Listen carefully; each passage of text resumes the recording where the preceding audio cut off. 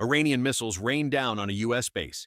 With terrifying accuracy, a new generation of maneuverable warheads slices past American Patriot defenses.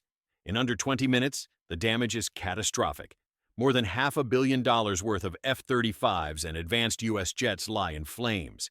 If you think this scenario is far-fetched, think again, because we're closer to open war than most people realize. For the past 2 months, the U.S. has been quietly reinforcing its presence across the Middle East. At Diego Garcia, deep in the Indian Ocean, 6 B-2 Spirit bombers are now on standby, America's most advanced operational aircraft, and the only ones capable of carrying the GBU-57, a massive bunker buster designed to destroy deeply buried military sites. Alongside them, dozens of F-35s, F-15s, F-16s, and A-10s have been deployed throughout the region. This isn't part of a future scenario. This is happening now. The U.S. is preparing for a potential strike against Iran. But Iran won't sit back. No matter how advanced American air power is, it has one major weakness. It's vulnerable on the ground. Tensions between Washington and Tehran have been simmering for years, and one of the first acts of the current administration was to reimpose maximum pressure on Iran. The president wants a new deal to stop Iran from going nuclear, but Iran isn't interested in more promises. After all, from their perspective, why should they trust the U.S.? Years ago, Iran agreed to limit its nuclear program in exchange for sanctions relief. Despite Iran sticking to the deal, it was later scrapped unilaterally by Washington. Since then, talks have repeatedly failed. Iran now demands third-party mediation, possibly through Qatar or the UAE. This isn't just diplomacy, it's a safeguard. If another agreement falls apart, the mediating country would also pay a political price. It's Iran's way of holding the U.S. accountable. Washington, however, sees this as an insult. Instead of talks, the president has ordered a major military buildup, bracing for potential conflict. In response, almost every Middle Eastern ally, except Israel, has closed its airspace to U.S. warplanes, forcing American aircraft into narrow and predictable approach paths. Even stealth bombers like the B-2 are now at greater risk. Inside Iran, the regime faces internal chaos. It's losing its grip as a growing segment of the population rejects the conservative religious rule. Headscarf mandates are openly defied, and morality police clashes are increasingly viral. This American buildup comes just months after Iran's humiliating failure to hit Israel with one of the largest missile barrages in history. In October 2024, over 200 missiles were launched in 2 waves, yet the only casualty was a Palestinian crushed by debris. A similar failure followed in April 2024, when Iran launched the largest drone attack in history, only to be intercepted. Meanwhile, Israel's dismantling of Hezbollah and near-total destruction of Hamas has left Iran's leadership reeling. With proxy forces retreating from Syria too, the Tehran regime is backed into a corner. Under pressure from within, the supreme leader reluctantly greenlights a surprise strike. 2:45 a.m., May 12, 2025. Attack orders go out to mobile launchers in Fars province and missile bases in Khuzestan. Massive GPS spoofing cloaks the launch sites. U.S. satellites see nothing. No preemptive strike is coming. Iran's missile forces are on maximum alert, and their target is Al Udeid Air Base in Qatar, America's largest military hub in the region. The objective: cripple the runways, destroy hangars, and hit the deeply buried CENTCOM command post. Hardened shelters protecting F-22s, B-1s, and F-35s are also on the hit list. Iran's opening salvo: 20 Zulfiqar ballistic missiles, 20 Desfouls, 10 Sajils, 15 Fateh Mobens, 20 Shahed 136 suicide drones. Defending Al Udeid are multiple Patriot systems, a THAAD battery, and CRAM guns. At sea, 2 Aegis-equipped warships stand ready. The first wave launches from Fars province, followed quickly by underground silos in Khuzestan. The missiles are prepped and fired entirely underground, shielded from American satellites. Still, loitering U.S. infrared satellites catch the fiery exhaust. Within seconds, an alert is sent from Washington to Tampa, then to all U.S. bases in the region, including Diego Garcia.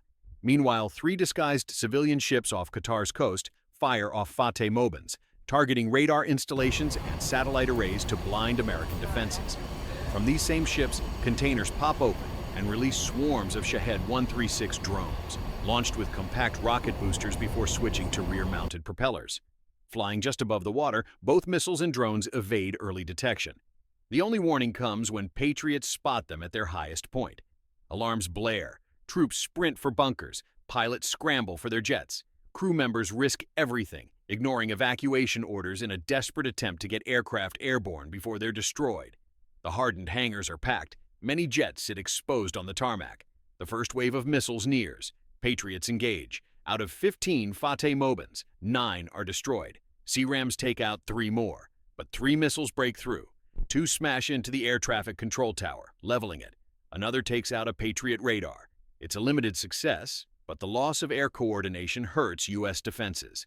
Next come the Seagulls, hypersonic, descending from high altitude. 8 out of 10 are intercepted. The remaining 2 hit a fuel depot and a hardened aircraft shelter, destroying an F-22 and igniting fires that threaten to engulf neighboring tanks. Firefighters brave the inferno amid ongoing missile strikes. U.S. Navy ships begin engaging. Most Shahed drones are intercepted, but 2 manage to break through. Meanwhile, more Iranian missiles arrive in waves. A brutal exchange lights up the upper atmosphere as interceptors and warheads collide. Shrapnel rains down across several square miles. 2 more hangars are hit. Several F-35s on the flight line are destroyed. The surviving drones exploit a gap in Sea-Ram coverage and strike exposed aircraft. In just under 30 minutes, it's over. Most of Iran's missiles were shot down, yet the U.S. has lost nearly $500 million in aircraft. Damage to the base adds several billion more. Operations are crippled for days, if not weeks. 1 pilot is killed. Several ground crew perish. Dozens suffer traumatic brain injuries. Outside the base, 1 Qatari civilian is killed, sparking public outrage. What happens next? Though this was a hypothetical scenario, it's far from impossible. Iran has long focused on asymmetric warfare, developing drones and missiles small enough to hide in cargo containers, waiting for a surprise first strike. Despite its overwhelming power, the U.S. has few good options for striking back. It needs regional partners, but many, like Jordan and Saudi Arabia, refuse to back an attack. They may distrust Tehran, but they fear a regional war and refugee crisis more. Without open airspace, American bombers are forced down narrow corridors, making them easier to detect. Even stealth aircraft like the B-2 become vulnerable. A successful strike depends on meticulous planning, not brute force. Ground invasion? Out of the question. The U.S. has no appetite for another land war, and Iran's 610,000-strong military poses a much greater threat than Iraq ever did, especially since Iran can now strike U.S. staging areas directly. Iran learned from Iraq's failures. It knows not to let U.S. forces build up unchecked. That's why it poured resources into its missile program, to hit hard before the U.S. gets a foothold. Without boots on the ground, America is limited to air and missile strikes, unlikely to topple the regime or force change. But the regime faces a new vulnerability: the Iranian people. Fed up with authoritarian rule and deepening energy shortages, they could become key players in U.S. influence operations.